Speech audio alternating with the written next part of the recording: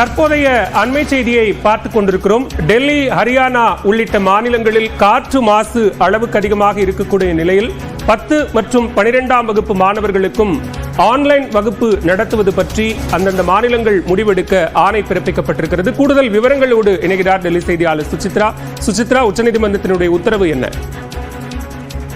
டெல்லி மற்றும் அதனை சுற்றி இருக்கும் மாநிலங்களில் கடுமையான காற்று மாசுபாடு அதிகரித்திருப்பதன் காரணமாக எடுக்கப்பட்டுள்ள நடவடிக்கைகள் தொடர்பான விரிவான விசாரணை என்பது இன்று உச்சநீதிமன்றத்தில் நீதிபதி அபய் ஓகா தலைமையிலான அமர்வில் நடைபெற்றது குறிப்பிடத்தக்கது. மிக முக்கியமாக காற்று மாசு 450 எட்டியிருக்கும் போது உடனடியாக ஏன் அந்த காற்று மாசினுடைய செயல் திட்டத்தினுடைய நிலை 4 அமல்படுத்துவதற்கான நடவடிக்கைகள் எடுக்கப்படவில்லை.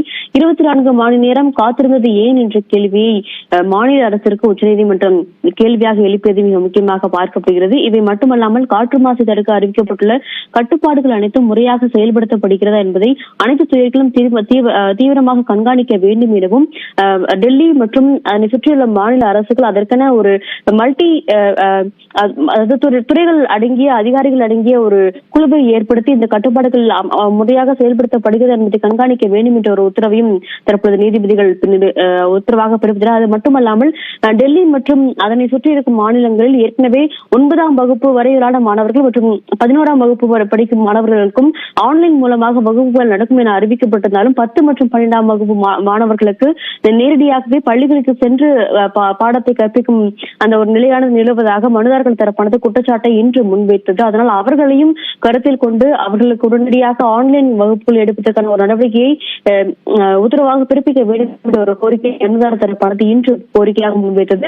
அதனை ஏற்று தற்போது உச்சநீதிமன்றமானது உத்தரவுகளை பிறப்பித்தார். குறிப்பாக 10ஆம் வகுப்பு மற்றும் 12ஆம் வகுப்பு படிக்கும் மாணவர்களுக்கு குறிப்பாக டெல்லி, ஹரியானா மற்றும் உத்தரப்பிரதேசம் ஆகிய 3 மாநிலங்களுமே இந்த மாணவர்களுக்கு ஏன் ஆன்லைன் மூலமாக வகுப்புகளை நடத்துவதற்கு உடனடியாக நடவடிக்கை எடுக்கக்கூடாது என்ற ஒரு கேள்வி எழுப்பியிருக்கிறது. அது தொடர்பான பதிலையும் வரும் வெள்ளிக்கிழமைக்குள் தாக்கல் செய்வதற்கான ஒரு உத்தரவை உச்சநீதிமன்றமானது அதிகாரப்பூர்வமாக பிறப்பித்திருக்கிறது. கிராப் அந்த மாசுபாடுடைய கட்டுப்பாடுடைய அந்த கிராப் 3 கட்டுப்பாடுகள் என்னன்னா, கிராப் நிலையினுடைய 4வது அம்சத்தினுடைய கட்டுப்பாடுகள் என்ன, அவை எவ்வாறு செயல்படுத்தப்பட்டுள்ளது, இந்த 3 மாநிலங்களும் ஏற்பட்டுள்ள பாதிப்புகளுடைய நிலை என்ன என்பது தொடர்பான விரிவான விவரங்களையும் பிரமாண பத்திரமாக இந்த 3 மாநில அரசுகள் மற்றும் மத்திய அரசு தாக்கல் செய்ய வேண்டும் என்ற ஒரு உத்தரவையும் உச்சநீதிமன்றம் இந்த மாசுபாடு குறித்த ஒரு உத்தரவில் பிறப்பித்துள்ளது. இவை மட்டுமல்லாமல் இஸ்ரோவையும் இந்த வழக்கினுடைய ஒரு பிரதிநிதியாக இணைப்பதற்கான ஒரு உத்தரவை நீதிபதிகள் இணைத்திருக்கிறார்கள். ஒரு குறிப்பிட்ட நாசாவுடைய செயற்கைக்கோளை மட்டும் பயன்படுத்தாமல் கொரியாவினுடைய நிலை கொண்டிருக்கும் அந்த சேட்டலைட்டுகளையும் பயன்படுத்தி தரவுகளை ஏன் வரக்கூடாது என்ற ஒரு கேள்வியும் இந்த தலைநகர் டெல்லியினுடைய அந்த மாசு கட்டுப்பாட்டு விவகாரத்தில் உச்சநீதிமன்றம் இன்று கேள்வியாக எழுப்பியிருக்கிறது.